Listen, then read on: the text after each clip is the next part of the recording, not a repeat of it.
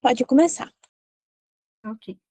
Bom, pessoal, então, boa noite. A disciplina que a gente vai acompanhar, então, na aula de hoje é Gestão de Recursos Humanos, ok?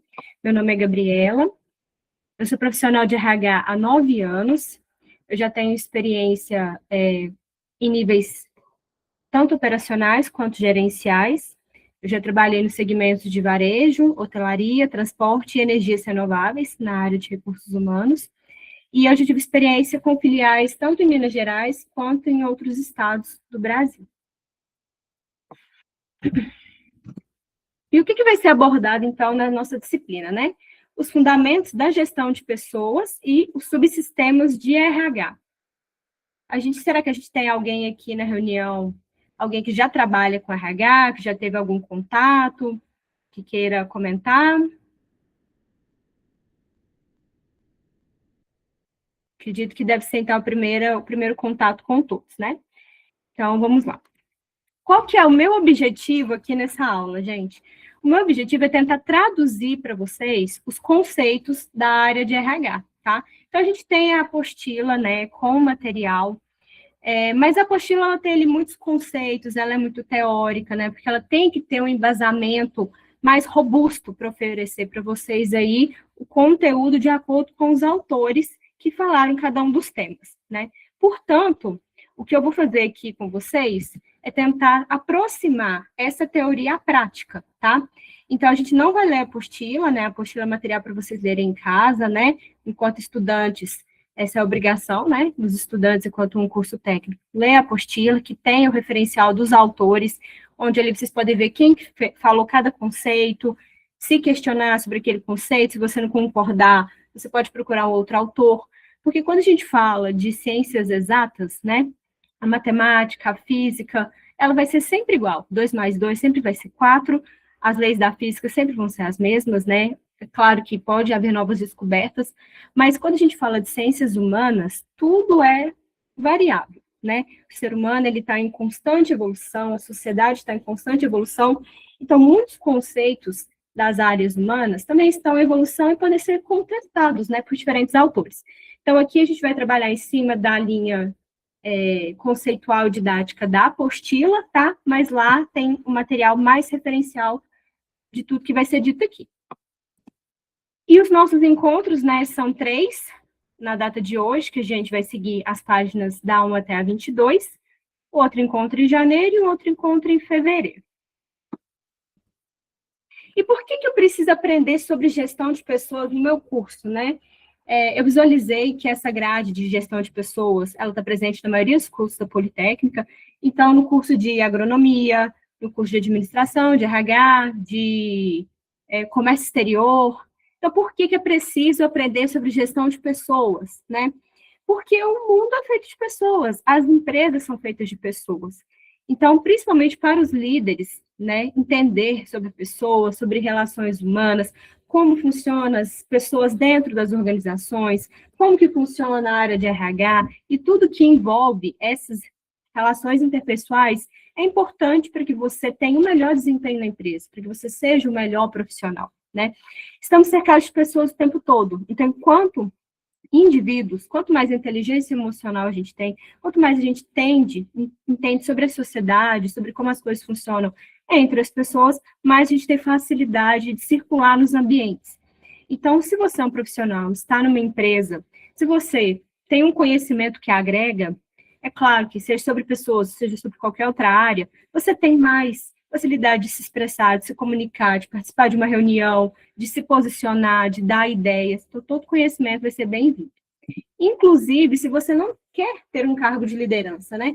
Porque a gestão de pessoas em si, ela é voltada mais para os líderes. A área de RH é voltada para os profissionais de RH. Mas, às vezes, você não quer trabalhar com nada disso, tudo bem. Mas, como eu disse, todo conhecimento é bem-vindo para que você tenha mais capacidade de participar dos ambientes. Então, todo conhecimento é bem-vindo. Conhecimento sobre pessoas dentro das empresas é fundamental, independente da área que você queira trabalhar, tá bom? E aí fica questionamento. Qual que é a diferença, então, de gestão de pessoas e recursos humanos? Porque a gente fala sobre essas duas expressões o tempo todo, mas elas meio que se misturam, né? Então, vamos entender melhor o que significa cada uma delas. A gestão de pessoas, ela é focada nos indivíduos, nos grupos, nos setores, e a área de RH, ela é direcionada para a empresa toda. Por quê? Porque a gestão de pessoas, ela é compartilhada pelos líderes, os gestores, os diretores. Então, se eu sou uma gestora, eu vou cuidar da gestão de pessoas, das pessoas subordinadas a mim. Se eu sou um diretor, dos coordenadores ou gerentes subordinados a mim. Se eu sou um líder, colaboradores subordinados a mim, né? E se eu sou da área de RH, eu vou trabalhar no departamento de RH, como profissional de RH, para todos os colaboradores da empresa, independente do setor, independente do nível hierárquico. O meu trabalho é para todos os funcionários da empresa. Na gestão de pessoas, a gente fala muito de tomada de decisões, porque os líderes precisam tomar decisões sobre as pessoas, sobre uma escala, sobre uma folga, sobre mudar uma pessoa de posição, sobre fazer uma promoção. E quando a gente está no RH, a gente apoia os líderes nessas decisões, orienta sobre essas decisões, mas também a gente tem um papel burocrático, né, de documentar, de registrar, porque a gente tem que cuidar da saúde jurídica da empresa também, né, junto com o departamento jurídico. Então, a gente tem que seguir as leis trabalhistas. Então, por isso, a área de RH ela tem muito parte burocrática e operacional devido a essa questão de documentação. A gestão de pessoas, ela tem um foco nas pessoas e no desenvolvimento humano, né? Então, os líderes querem, precisam desenvolver seus funcionários para que eles tenham cada vez um melhor desempenho no seu departamento. Já na área de RH, o foco é tanto nas pessoas, né? Cuidar das pessoas, trabalhar para as pessoas, apoiar os líderes, mas também nos processos, como eu disse, né? Que é essa parte burocrática. Na gestão de pessoas, a atuação é prática, né? É o dia a dia, é o líder ali com o seu colaborador o tempo inteiro. No RH, tem atuação prática, mas também operacional e burocrática. Na gestão de pessoas, o líder, ele trabalha na construção de relações de trabalho saudáveis, né? Ele tem que cuidar do clima organizacional, ele tem que cuidar para que não tenha conflitos, ele tem que fazer a gestão de conflitos, né? E no RH, a gente constrói também essas relações de trabalho saudáveis, a gente cuida também para que os ambientes sejam saudáveis, mas a gente tem também essa parte aí que eu já comentei, que é o cumprimento da legislação trabalhista. Então, às vezes, as decisões que os líderes tomam precisam de orientação do RH, porque a gente tem ali um conhecimento que o líder obrigatoriamente não precisa ter. A obrigação do RH, entender de leis trabalhistas, entender da cultura da empresa, entender das normas, procedimentos e regras da empresa. Claro que os líderes também compartilham desses procedimentos, mas na tomada de decisão sobre as pessoas, o RH tem um papel orientativo para que as melhores decisões possam ser tomadas. E na gestão de pessoas, o líder compartilha as informações sobre a equipe com o RH, né? E leva para o RH as informações, porque o RH não está no setor, ele não está na linha de frente, ele não está no chão de fábrica, a gente que é do RH não tem a informação. Então, os líderes compartilham essas informações com a gente. Da mesma forma, o RH compartilha com os líderes as informações que eles precisam no sentido jurídico, burocrático, de aconselhamento, de psicologia, seja o que for. Então, vamos fazer aqui a diferença entre o papel do líder e o papel do RH. O líder, dentro das atividades do RH, dentro da gestão de pessoas, dentro das atividades com os funcionários, né? O que acontece? No processo de recrutamento e seleção, o líder participa da entrevista e participa da escolha do candidato. Mas quem vai fazer a divulgação da vaga, quem vai buscar os candidatos, quem vai organizar o processo, que vai agendar, que vai chamar as pessoas, que vai dar retorno, que vai organizar a entrevista, que vai organizar o processo de contratação, que vai pegar a documentação, é o RH. O líder, ele participa da entrevista porque ele tem que escolher as pessoas do seu time, né? Ele tem que gostar das pessoas, ele tem que reconhecer as pessoas e tem que ter ali um feeling, né, entre as pessoas para que a equipe funcione da melhor maneira possível. O líder é que dá o feedback para o funcionário e faz reuniões com a equipe. O que é feedback? É o retorno, é quando você tira um momento para falar com o seu empregado sobre como está o trabalho dele, sobre os pontos positivos, sobre os pontos que ele tem que melhorar. Então, esse papel é do líder. O papel do RH é orientar os líderes para que esse momento de feedback ou de reunião possa ser conduzido da melhor forma possível. É papel do líder entender as necessidades de aprimoramento da equipe, entender onde que eles precisam ser desenvolvidos, orientar, treinar. Por quê? Porque é o líder que está com a equipe, é ele que sabe onde as pessoas estão falhando, é ele que sabe onde as pessoas ainda estão com dificuldade. O RH não está ali no dia a dia para perceber isso. O RH trabalha com informações que ele recebe, com uma pesquisa que ele faz, com uma avaliação de desempenho, né? Mas ele não está ali no dia a dia. Então, o RH apoia os líderes nas melhores estratégias de treinamento dessas equipes. O líder compartilha informações que impactam na remuneração, né? Então, se ele quer fazer uma promoção, se ele acha que um benefício poderia ter alguma alteração que fosse agregar valor, ele leva essas informações para o RH. Mas quem calcula os benefícios, quem calcula a remuneração, quem paga e tudo mais é o RH.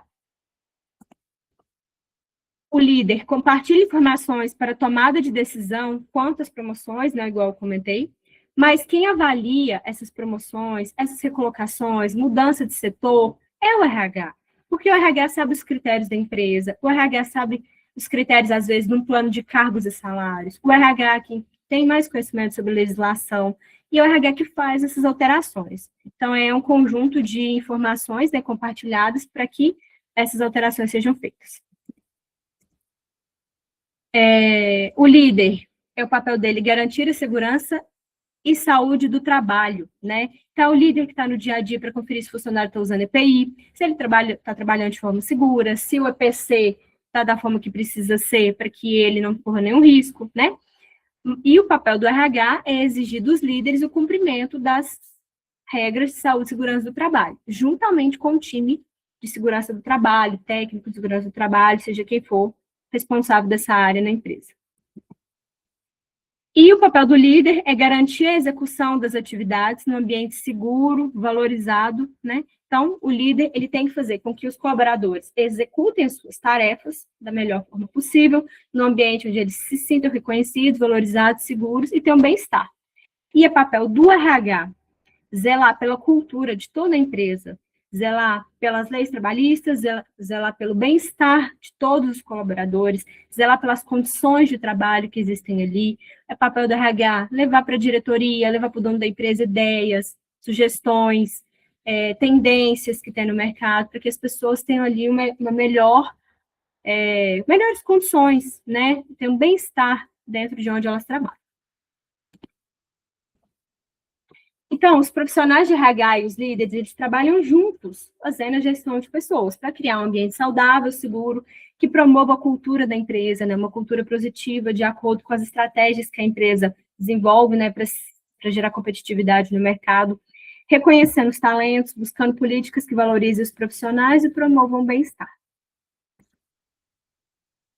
Então, quais são os subsistemas de gestão de RH? Então, a gente, conforme o material, a gente tem aí seis pontos principais dentro da área de recursos humanos, e o primeiro deles é sobre agregar pessoas. Em agregar pessoas, a gente tem aí os processos de RH voltados para recrutamento, seleção e contratação.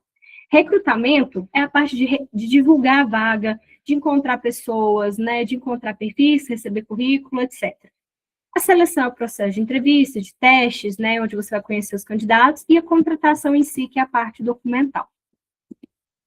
A etapa de aplicar pessoas é quando o RH, junto com os diretores, os líderes, fazem aí o desenho organizacional dos cargos, a descrição dos cargos, entende sobre as funções, faz a delimitação dos departamentos, faz o processo de integração, né, o onboarding, que é a receptividade com o funcionário novo, é o processo de integração do funcionário novo, é tudo que ele precisa aprender nesse momento de estar integrando na empresa, e também a avaliação de desempenho. Por que a avaliação de desempenho entra aqui? Porque ela está ligada justamente com a descrição de cargos e com o desenho organizacional.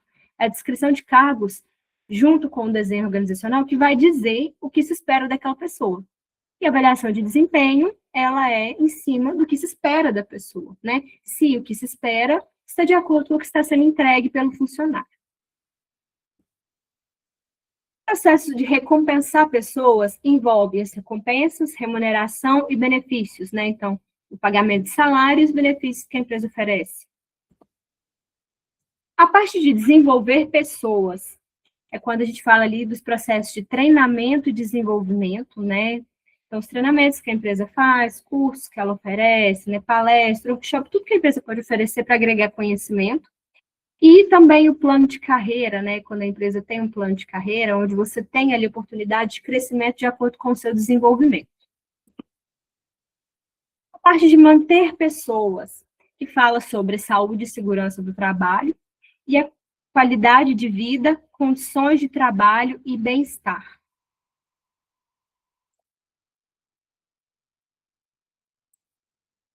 Então, sobre manter pessoas, é sobre a retenção de talentos, é sobre oferecer um ambiente onde a pessoa se sente segura, onde ela tem condições de trabalho adequadas, onde a empresa oferece bem-estar, para que ela tenha qualidade de vida, né? E, consequentemente, tenha interesse em permanecer na empresa.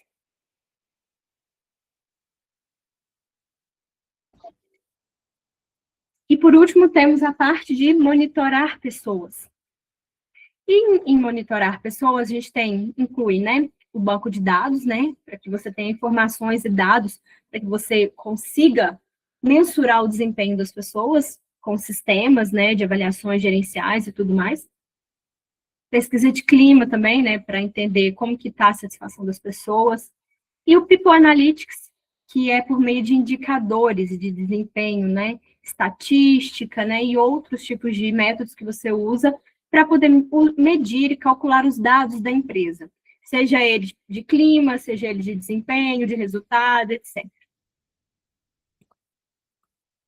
E onde que entra, então, o departamento pessoal, né? Que muita gente também confunde um pouco, porque tem empresas que têm o RH e o departamento pessoal separado, tem empresas que têm os dois juntos, tem empresa que não tem RH, é uma outra pessoa do administrativo que faz os processos e compartilha com um escritório externo de contabilidade. Às vezes tem o RH, mas também tem um escritório. Às vezes tem um RH interno, mas tem uma matriz que faz a parte do departamento pessoal.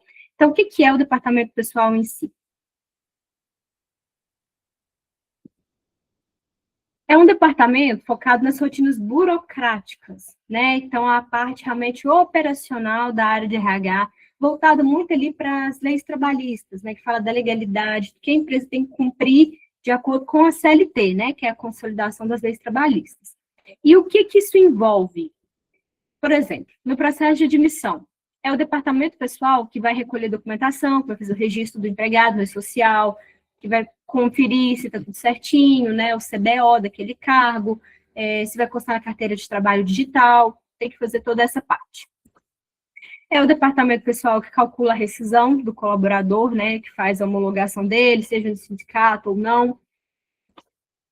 É o departamento pessoal que faz a folha de pagamento, né, cálculo de salários, proventos, descontos, impostos, cálculo das férias, gestão do ponto, né, manutenção do ponto, controle de jornada como um todo, benefícios, né, a parte de cadastrar as pessoas, calcular os benefícios, fazer recargas, etc.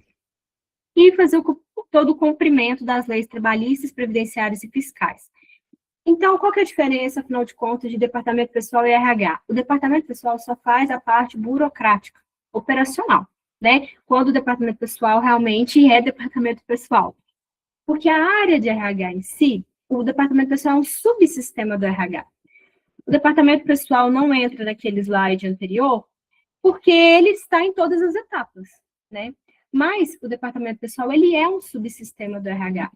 Ele é um departamento que foca, então, na parte de cumprimento, né, da CLT, como eu falei, cálculos de pagamentos, né, cálculo de jornada, controle de jornada. Ele está envolvido com todas as etapas do RH, mas, então, tem essa diferenciação. É como se o RH tomasse as decisões de quem vai ser contratado, quem vai ser demitido, quem vai ser de férias, e o departamento pessoal calcula e garante o pagamento junto ao financeiro.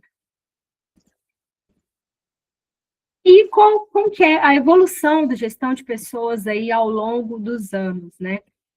A gente vem aí de uma sociedade que a primeira mão de obra que a gente percebe aí na história foi uma mão de obra que era escrava, que era os povos originários, né? Então, foi uma mão de obra ali que não tinha uma contrapartida salarial, né? Era realmente ali com base na escravidão. E com No decorrer dos anos, isso foi evoluindo, a sociedade foi evoluindo, foi se percebendo os direitos humanos, foram surgindo, né, aí, novas formas de trabalho, abolição da escravidão, né? Então, o mundo ele foi se desenvolvendo, ainda bem, até que a gente chegou na segunda revolução industrial, que foi ali quando começou a surgir uma ideia de administração de pessoas. Porque dentro das indústrias precisava de pessoas para conduzir as máquinas, etc. Né? Então começou a surgir ali um novo tipo de atividade laboral. Mas ainda nas indústrias, ainda nessa época, né, final do século XIX, início do século XX, as pessoas eram vistas apenas como mão de obra. Eram braços, apenas braços. Não importava o intelecto, não importava vontade, não importava condições de trabalho, era muito arcaico, era muito insalubre, mas começou a ter ali uma ideia de que as pessoas precisavam ser controladas. A primeira ideia de gestão de pessoas, de administração de pessoas, era baseada no controle das pessoas. E aí, com o tempo, o mundo foi se desenvolvendo, e após o fim da Segunda Guerra Mundial, surgiram aí dois momentos que foram um momento de estado de bem-estar social, que foram quando começou a se falar mais sobre direitos humanos, necessidades das pessoas, condições de trabalho, e teve um outro momento também, que foi mais ou menos nessa época, onde começou a surgir mais oportunidade de emprego, né? As empresas foram se... As empresas não, mas as indústrias, né? Foram se ampliando, precisava de mais mão de obra, com isso mais oportunidade, e com tudo isso já começou a ter competitividade, né? Já tinha mais indústrias, então já gerava competitividade. E a competitividade garante a nós, profissionais, ter mais escolhas, né? De onde a gente quer trabalhar. E com tudo isso, as empresas também precisam se desenvolver e oferecer melhores oportunidades. Então, com tudo isso, né, começou ali a se ter uma ideia de que era necessário, né, oferecer ali ambientes que motivasse, que engajasse, para que as pessoas, né, tivessem interesse de permanecer e produzir mais. E a sociedade continuou evoluindo, a gente teve aí todos os acontecimentos que acontecem na sociedade influenciam nas empresas. Porque a sociedade ela se desenvolve, porque as pessoas se desenvolvem, né? E as empresas são feitas de pessoas, portanto, as empresas estão em constante movimento, né? Estão em constante evolução. E aí um marco recente que a gente teve, né, que mudou assim, muito o cenário do trabalho, da vida como um todo, foi a pandemia, não só pelo trabalho remoto, né, não só sobre essa ideia de ter um trabalho híbrido ou de ter um home office, mas também porque as pessoas começaram a perceber que a vida é mais do que só o trabalho, né? Então, com tudo que aconteceu na pandemia, todo mundo ficou mexido, sensibilizado, então queria estar num lugar onde ela pudesse ser mais feliz. E isso também mexe com as empresas que têm que se desenvolver para gerar também competitividade e oferecer as melhores oportunidades. Eu, enquanto empregado, vou querer estar no melhor lugar possível, ainda mais agora que eu tenho essa consciência de que a vida, né, é tão imprevisível, né, a pandemia mostrou isso para nós, e que eu preciso ser feliz, não só sobreviver. Que a gente possa, né, ter a oportunidade de estar no lugar onde a gente se sente bem, né, a gente sabe que também não é uma realidade para todos. Mas todas essas coisas que acontecem no mundo mudam a relação de trabalho, né, com a tecnologia avançando cada vez mais, a inteligência artificial também muda totalmente as relações de emprego. Então, tudo isso faz com que o RH, juntamente com a gestão de pessoas, também tenha que se modernizar para acompanhar o desenvolvimento da sociedade, né? Então, a gente tem visto cada vez mais tendências, mais ideias, ambientes cada vez mais colaborativos, ambientes onde as pessoas têm mais flexibilidade, onde elas têm mais autonomia, mais espaço. E, inclusive, em muitas empresas, a área de RH nem chama RH mais. A gente vê nomes aí como gente, gestão, departamento de pessoas, cultura e talentos, experiência do colaborador, desenvolvimento humano e organizacional. E, assim, o nome não é o principal. Porque você ter um nome bonito, uma plaquinha na parede, não representa nada, né? Você tem que ter um nome que faça sentido com o que a empresa prega, com o que a empresa entrega para o seu colaborador. Então, esses nomes têm que estar alinhados com o que é praticado, né? Mas é uma modernização aí também da área de RH. Então, pontos importantes atualmente, que a gente tem que levar em consideração, é que a gente já foi percebido que o papel de fazer a gestão de pessoas de uma equipe é do líder, né? Então, se eu trabalho, por exemplo, num restaurante, tem ali uma pessoa que cuida dos garçons, tem uma pessoa que cuida da cozinha. Se eu trabalho numa indústria, ela tem inúmeros departamentos, cada líder de departamento cuida da sua equipe. E isso é porque o líder é que está junto com os colaboradores, não adianta ele jogar a responsabilidade de fazer a gestão da equipe para RH, o RH não está ali, o papel do RH não é esse, o papel do RH é orientativo. Então, hoje, entende-se que o líder tem que fazer a gestão da equipe que está com ele ali no dia a dia. Ele é que tem mais capacidade, conhecimento, vivência com aquelas pessoas para conduzir elas. Da mesma forma, hoje já entende-se, né, que a relação de trabalho, ela é recíproca. Antigamente não tinha esse pensamento, né? Mas hoje a gente sabe que a relação de trabalho é recíproca. O funcionário, ele emprega ali a sua mão de obra, seu conhecimento, a sua habilidade, seu tempo. Em contrapartida, a empresa paga um salário, oferece benefícios para que o colaborador se sustente na sua vida pessoal, né? A gente tem um mundo aí caro para viver, então a gente precisa do trabalho. Mas a gente tem que saber também que a empresa, ela precisa de lucro, produtividade, ela precisa de resultado. Então, a área de RH, ela está ali no limiar entre o empregado e o empregador. A gente não tem que favorecer nenhuma das partes, a gente tem que ser justo. O RH não tem que ser bonzinho, o RH não tem que agradar todo mundo, o RH não é um ambiente de assistência social. O RH, ele trabalha para uma empresa no qual ele tem que respeitar as normas, as regras, a cultura, tem que entregar resultado, mas também tem que ver o lado dos colaboradores. Tem que oferecer um ambiente onde as pessoas trabalhem com segurança, trabalhem bem, com qualidade de vida, recebam salários justos, e o papel do RH é ser justo. Se nós, profissionais, estamos num lugar onde a gente quer fazer mudanças, onde a gente quer entregar o melhor para o funcionário, onde a gente quer criar coisas novas para que as pessoas se sintam melhores, né? Porque isso é o certo e o justo naquele ambiente, e você não é ouvido, você não tem retorno sobre essas melhorias, cabe a nós sabermos se a gente quer permanecer naquele ambiente ou não. O RH tem que ter essa ideia de que se não vai com o que ele acredita, se ele está num ambiente, numa empresa, que vai contra os valores dele, é papel dele, às vezes, se retirar. Porque a gente, RH, trabalha pro empregador. A gente não vai mudar uma empresa que a diretoria não aceita as nossas mudanças. Então, gente, o RH, igual eu falei, não tem que ser bonzinho. Ele tem que ser justo com as pessoas e tem que fazer com que os resultados, colaborar para que os resultados da empresa sejam entregues e que as leis trabalhistas sejam cumpridas, porque também é nosso papel garantir a segurança jurídica da empresa, tá? E a gestão de pessoas, igual eu comentei, ela reflete a cultura e a filosofia das organizações. Se você está numa empresa que tem uma filosofia X, pode ser que você consiga mudar, pode ser que nem precise mudar, ou pode ser que vai permanecer por 200 anos sendo a filosofia X, sendo até naquela cultura determinada, né?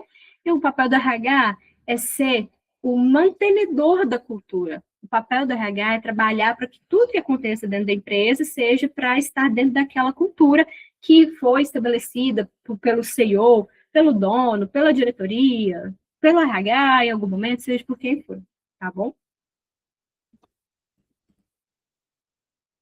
E agora, a gente vai falar um pouquinho mais sobre competências, tá? Então, a gente entendeu o que é gestão de pessoas, entendeu o que é RH, o que é o RH, como se desenvolveu, como que o RH está situado hoje nas empresas, o que se espera assim, do RH, né? Eu comentei um pouquinho agora, no final.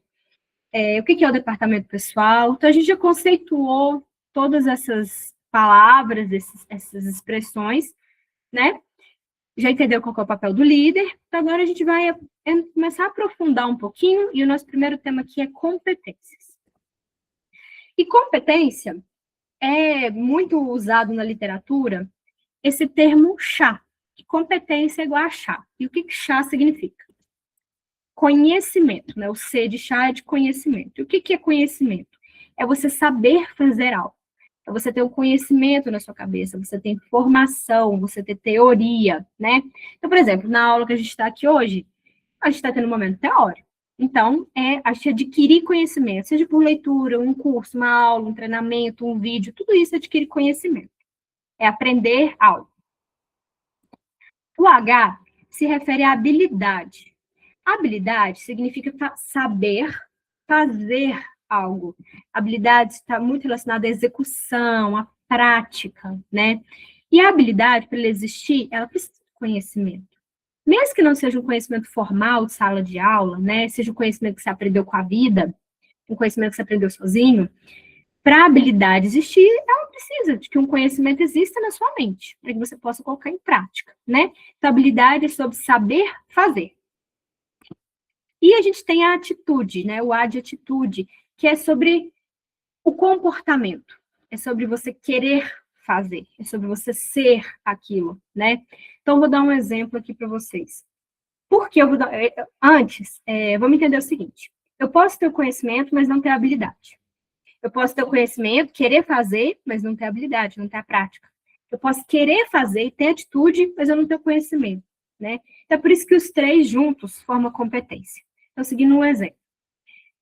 Eu fiz um curso de enfermagem, por exemplo. Eu estou fazendo curso de enfermagem, ou de técnico de enfermagem, e eu tive uma aula sobre tirar sangue.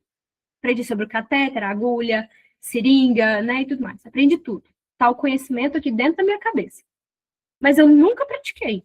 Nunca peguei no braço de uma pessoa, nunca coloquei o catéter ali, nunca coloquei a seringa, nunca senti a veia de uma pessoa, nunca vi que tem diferença da veia de uma pessoa mais gordinha, de uma mais magrinha, de uma pessoa de pele clara, uma pessoa de pele escura, uma veia que é mais saltada, uma veia que é mais fina. Tudo isso vai influenciar no meu trabalho, enquanto enfermeira. E eu nunca tive essa experiência. Eu nunca vi uma pessoa com medo de agulha. Eu nunca atendi ninguém.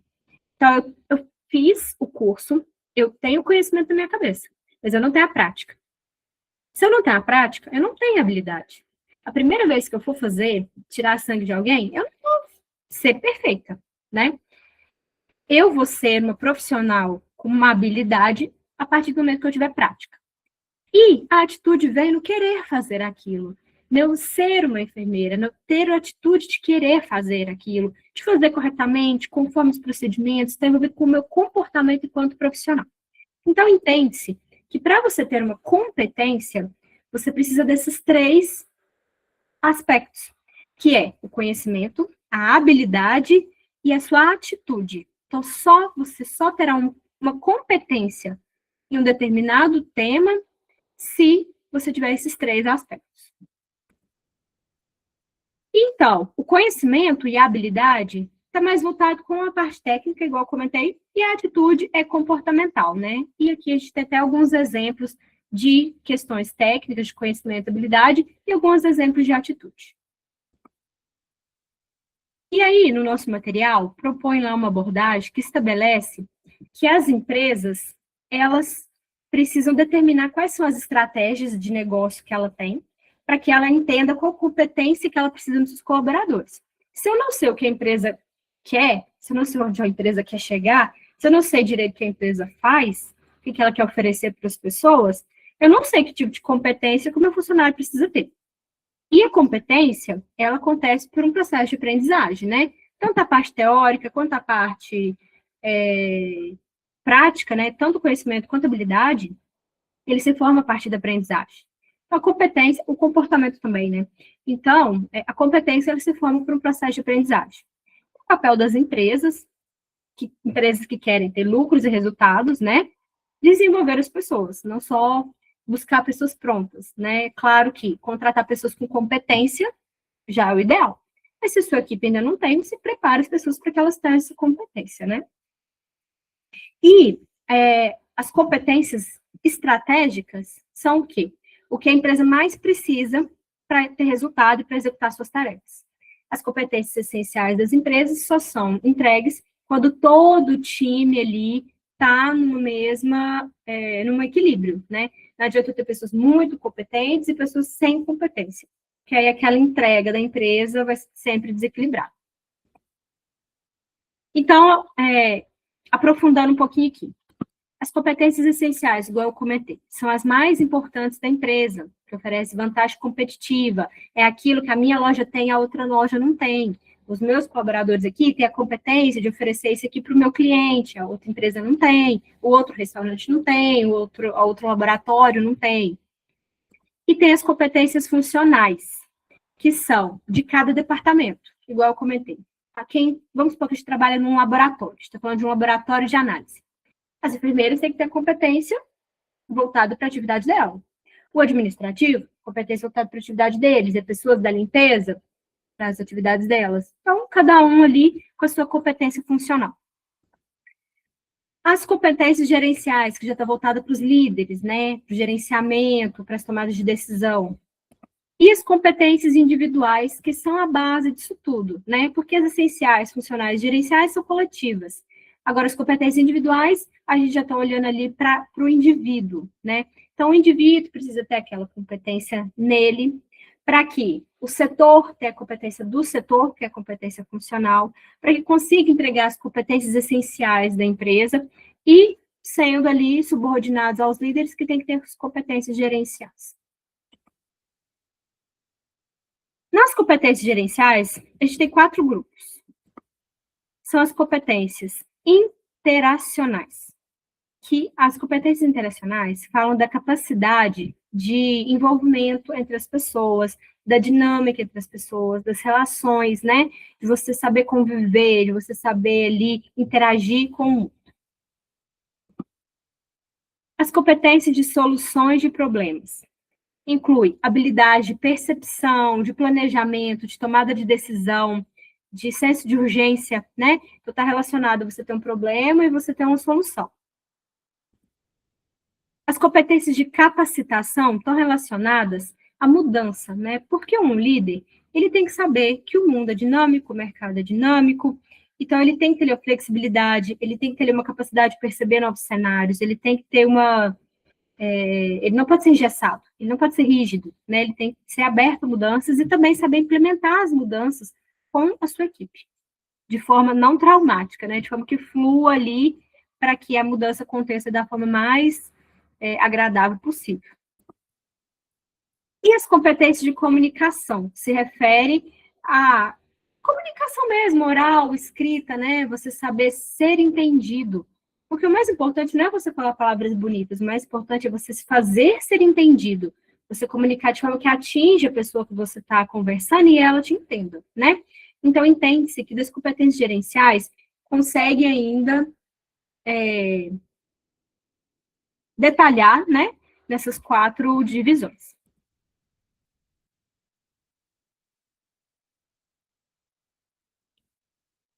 Sobre a estrutura organizacional e o desenvolvimento das competências.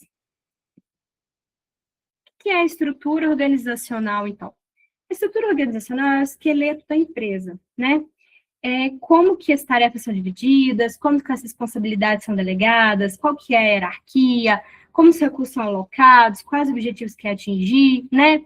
Então, como que as pessoas são subordinadas umas às outras, como que é a separação dos departamentos, como que as pessoas são alocadas. Então, todo esse esqueleto ali, base de como funciona a empresa, é a estrutura organizacional. E a estrutura organizacional, ela é estruturada em 3 pontos, né?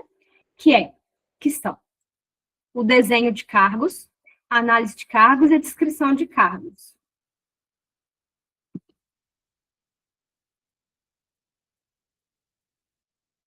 O que seria, então, o desenho de cargos? Né? É a primeira etapa para você fazer a estruturação da empresa.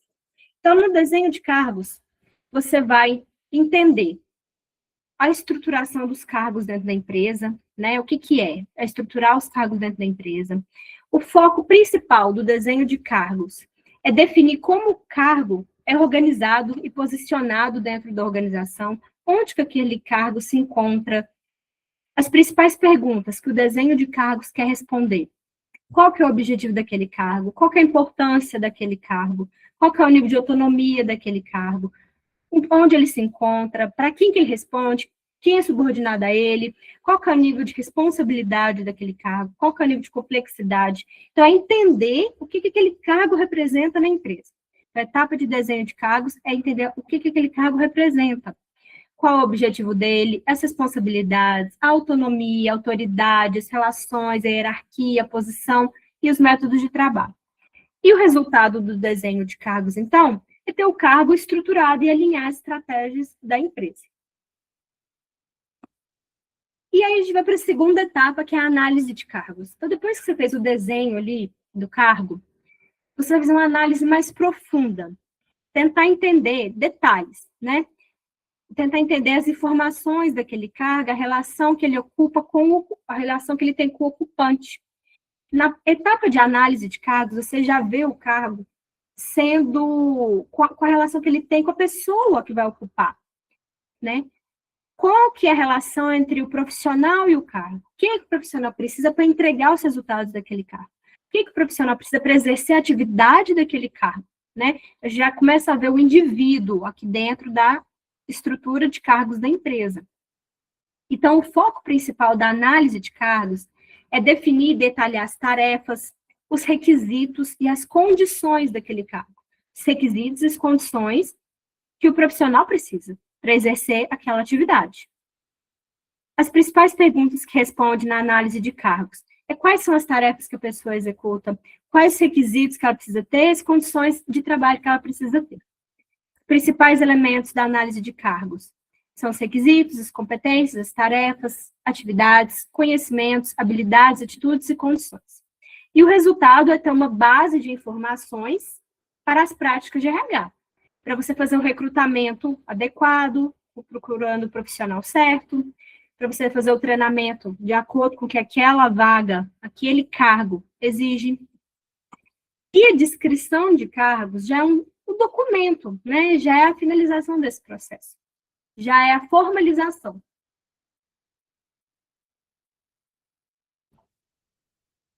Então, a descrição de cargos é o documento formal que registra as informações do cargo após o desenho e a análise, né? Ele vai descrever formalmente todas as informações do cargo, detalhando suas atividades. Na descrição do cargo vai estar escrito realmente, seja no papel, seja digital, qual é o nome daquele cargo, qual é o objetivo dele, quais são as atividades, né? Todas detalhadas, para quem que ele responde, qual que é a responsabilidade, qual que são as exigências que ele precisa ter, de escolaridade, de conhecimento, de experiência, de habilidade, de atitude. E nesse documento, então, oficializa a descrição de cargos, que é um documento que, na teoria, deve ser apresentado para o empregado quando ele entra na empresa, para que ele tenha conhecimento de tudo que está ali descrito e que se espera dele. Então, todos esses elementos que eu apresentei, o desenho, a análise e a descrição servem para fazer a estruturação da empresa e das pessoas e das posições que as pessoas ocupam, né? Para que tenha qualificação, para que você saiba, né, entender tanto a empresa, entender o que o cargo representa, o que a pessoa que ocupa aquele cargo representa, tanto para a pessoa saber o que se espera dela. Né? A pessoa só vai entregar um bom resultado se ela souber o que se espera dela. Ela não vai conseguir executar um bom trabalho se ela tiver dúvida do papel que ela ocupa. Se ela tem dúvida de para quem que ela responde, se ela tem dúvida do que ela tem que fazer, se ela tem dúvida do resultado que ela tem que entregar, a pessoa só vai exercer um bom trabalho se ela tiver clareza sobre isso. Então, a empresa que tem essa organização, ela tem essa troca mútua, da empresa entender bem o que aquela pessoa e aquele cargo que ela ocupa representa, e o empregado entender o que ele representa para a empresa.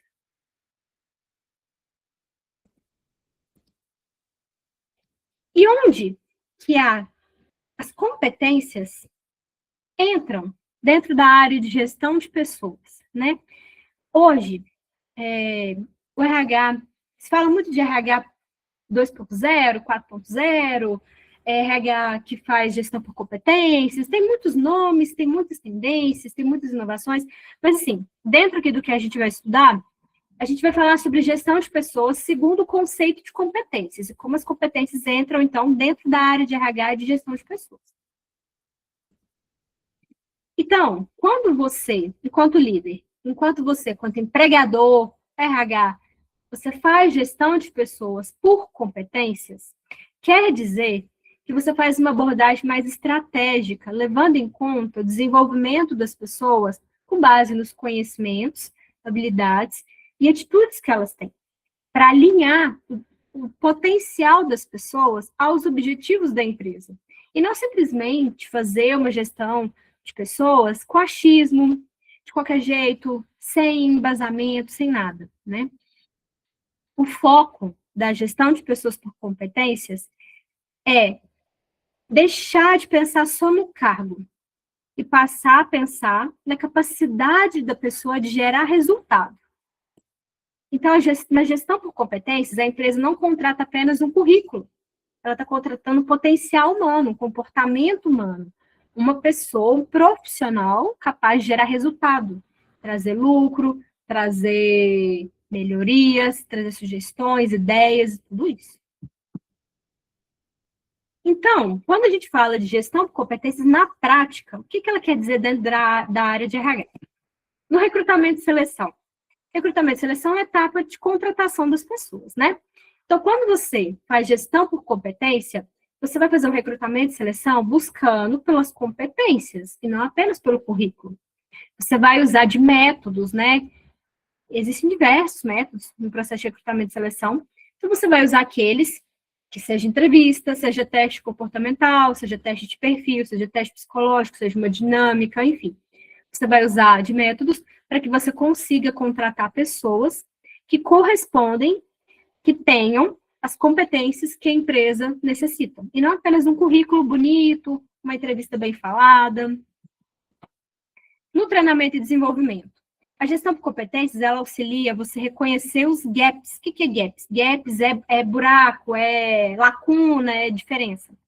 Então, as lacunas que existem entre o desempenho das pessoas. Então, eu espero algo do meu empregado, eu espero X e ele está entregando Y.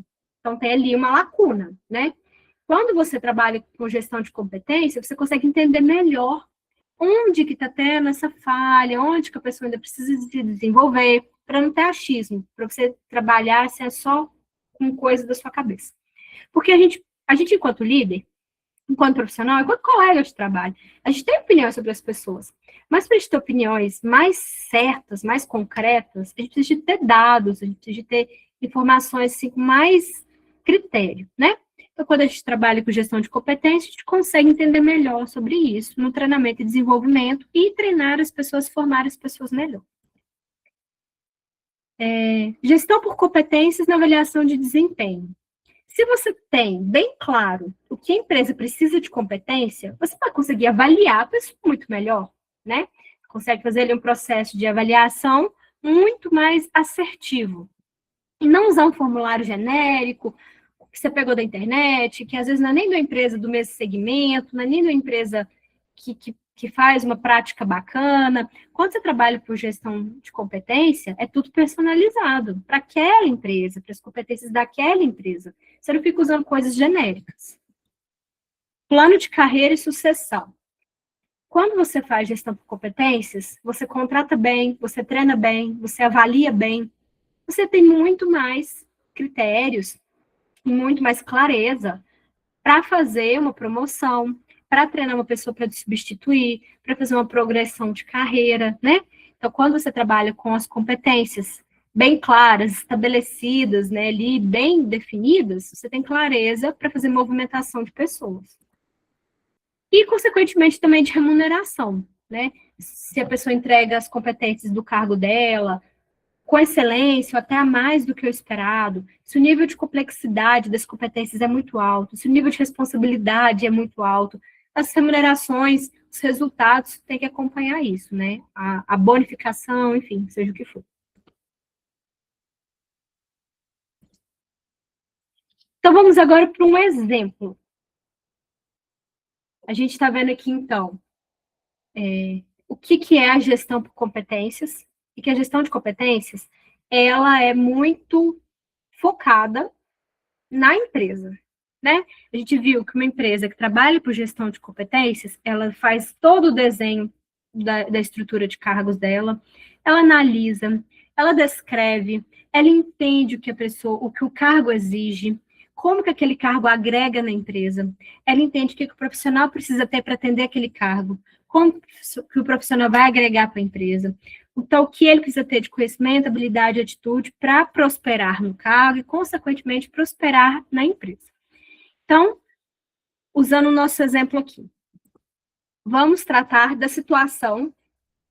O exemplo vai ser um processo de contratação, né? Então, eu peguei aqui de exemplo recrutamento e seleção. Então, a nossa situação, exemplo aqui, é a contratação de um vendedor. Se eu sou um profissional que trabalho com uma abordagem genérica, normal, tradicional, não sei o que é competência, não tenho tempo para pensar nisso, não é uma empresa que trabalha dessa forma, que não tem essa cultura, enfim, seja qual for a razão. Eu faço uma abordagem genérica, né? Então, eu preciso contratar um vendedor. O que eu vou fazer? Eu vou receber o currículo e eu vou focar nisso, no currículo e na entrevista. Então, eu vou jogar lá, né? Eu vou divulgar. Eu estou procurando uma vaga de vendedor que exige ensino médio completo, experiência mínima de 1 ano na função, conhecimento em pacote Office. Não tem nenhum problema nessa descrição, mas ela é genérica. Todas as empresas que procuram vendedor talvez tenham esses critérios, né? O recrutador que faz uma análise genérica, que não faz gestão por competências, ele vai olhar o currículo e vai procurar se a pessoa já trabalhou nessa área, para atender a experiência, vai ver se a pessoa tem um ensino médio, vai ver se ela tem algum curso, algum certificado, olhou ali o currículo, selecionou alguns, vai chamar para entrevista. E na entrevista, ele vai fazer perguntas genéricas também. Ele não tem preocupação com a competência, às vezes nem entende qual é a competência que a empresa busca, a competência-chave que a empresa busca. Então, vai perguntar se a pessoa já trabalhou como vendedora, se ela já usou um sistema, quanto tempo ela ficou na empresa, por que ela saiu. Isso aí é o básico, né? Então, uma pessoa que faz uma abordagem genérica vai fazer o básico. E, com certeza, a decisão da contratação, nesse caso, vai ser a pessoa que tiver mais experiência. Por quê? Você não consegue avaliar aquela pessoa com profundidade. Então, você vai se sentir seguro escolhendo aquele que tem mais tempo de experiência, que permaneceu mais tempo nas empresas, e vai ser essa a sua escolha. Esse modelo é errado? Não. Porque, igual eu falei, quando se trata de gente, não existe verdade absoluta. Então, o que a gente está tratando aqui hoje, na aula, são referenciais de autores que são mais contemplados e são conceitos mais bem aceitos. Mas não existe certo e errado. A gente sabe, inclusive, que existem vários tipos de empresa. Existem empresas que são enormes, né? A Google, a Apple, enfim, que tem uma capacidade ali de oferecer, de trazer coisas, de ter tendências mais inovadoras, e os pequenos empresários não têm, né? Às vezes a gente está num time de RH muito pequeno, às vezes o RH é só a gente, às vezes o líder é só aquela pessoa, às vezes é um engenheiro para cuidar de várias pessoas na equipe, e ele tem que fazer a parte de RH junto com a contabilidade. Às vezes é um restaurante que tem ali um gerente para cuidar de toda a equipe. Às vezes é uma escola, né, que é diretora, né, enfim. Então, não, a gente não está aqui para julgar o que é certo e o que é errado. Mas esse modelo genérico, ele traz mais riscos. Por quê? Você vai contratar alguém que pode até ser apto, mas que ele pode não ser aderente à cultura da empresa. Então, você contrata um vendedor que tem experiência, então ele sabe vender. Ele já vivenciou isso. Mas ele pode não ser a pessoa ideal. Por exemplo, você contrata um profissional que é experiente, mas, nesse exemplo aqui, ele pode ser muito objetivo, muito direto, seco, muito assim, né?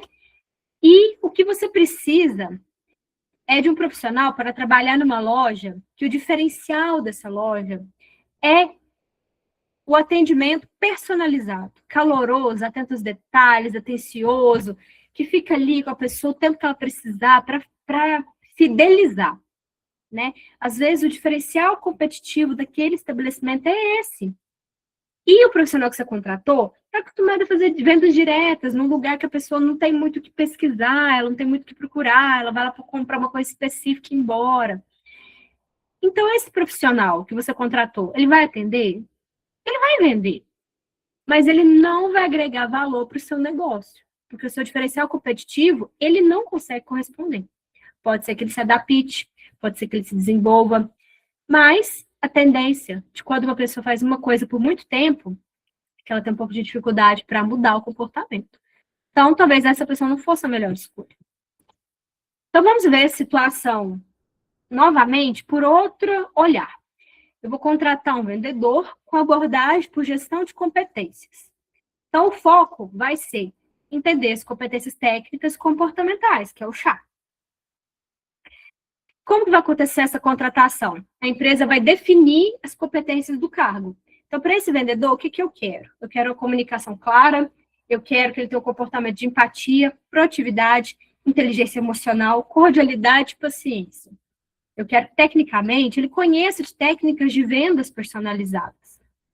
Na entrevista, o recrutador vai fazer perguntas e testes comportamentais para entender melhor aquela pessoa. Eu pedi para ele contar sobre situações onde ele conseguiu se colocar no lugar do cliente, contar sobre momentos onde ele teve problemas com atendimento, como ele resolveu, contar sobre os cursos que ele fez, o que ele aprendeu, como esse curso agregou valor para ele, como que ele conseguiu aplicar isso no trabalho dele. Então, quando você trabalha por competências, você entende melhor o que a empresa precisa, e você tem que trabalhar buscando informação do candidato que te mostre que ele tem aquela competência. Garantia você não tem. Os testes psicológicos, os testes comportamentais trazem mais garantia porque a pessoa não dificilmente consegue burlar.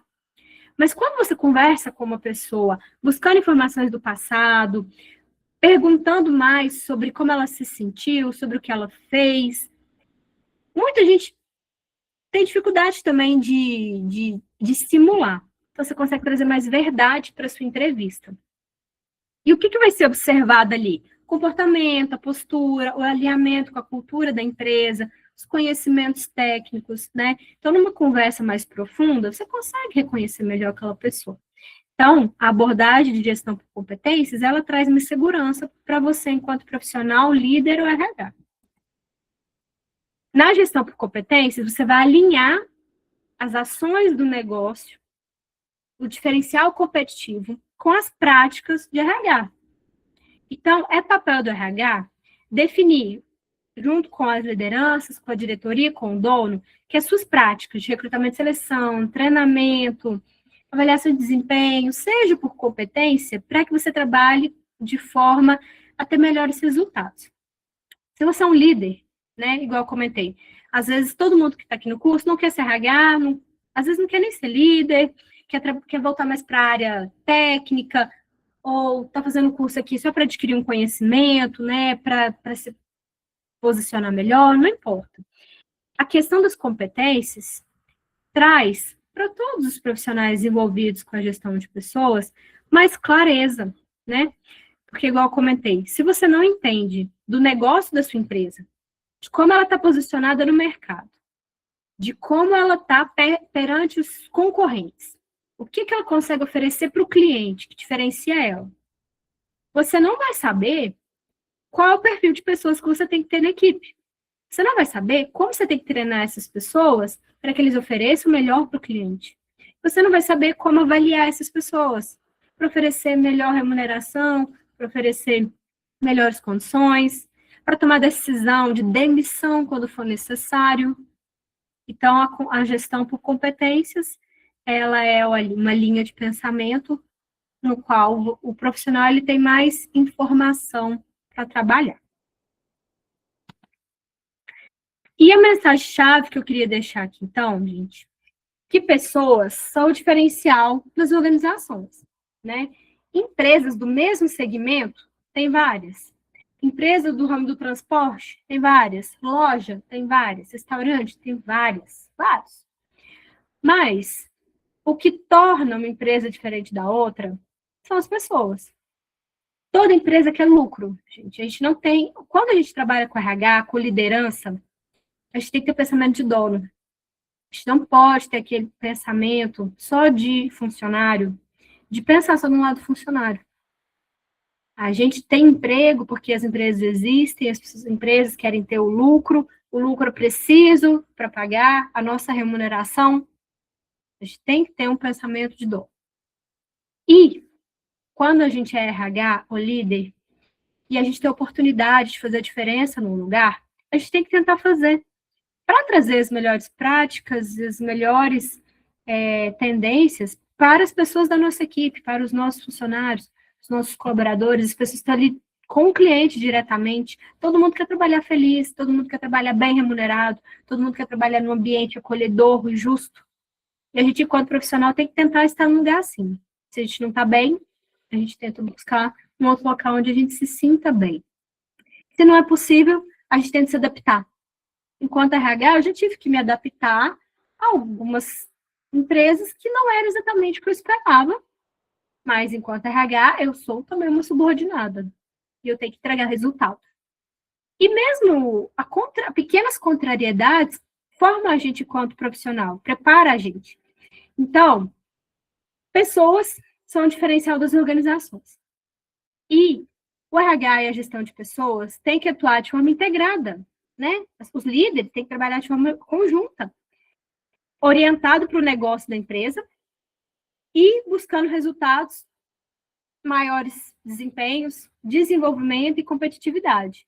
E que as pessoas que têm ali mais liderança e autonomia, que têm que fazer as coisas acontecerem, orientar as pessoas, buscar coisas por elas, né? Condições, tem que buscar os melhores profissionais, né? Então, tudo que a gente está vendo aqui hoje, nessa primeira aula, então eu gostaria de finalizar nisso, que a gestão de pessoas, ela trata do bem mais precioso da empresa, são as pessoas. Máquina não funciona sem pessoas, computador não funciona, pode até funcionar, né?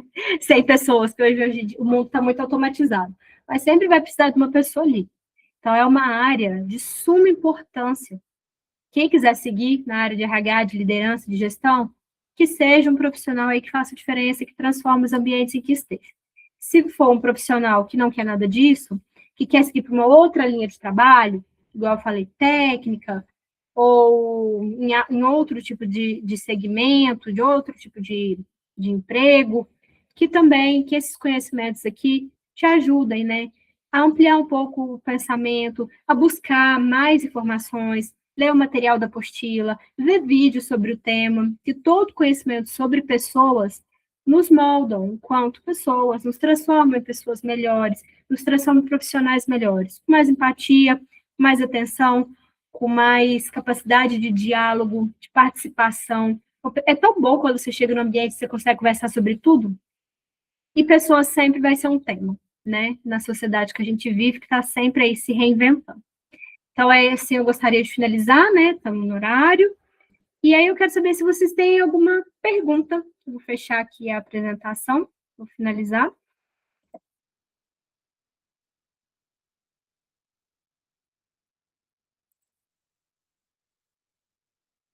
Tem alguma pergunta? Não? Então é isso, gente. Muito obrigada. E a gente se vê de novo no próximo encontro, que vai ser em janeiro.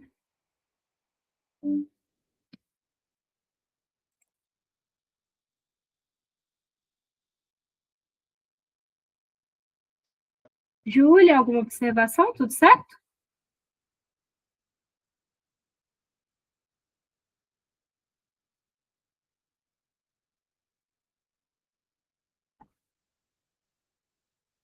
Bom, então é isso. Muito obrigada e até o próximo encontro. Qualquer coisa, entrar em contato.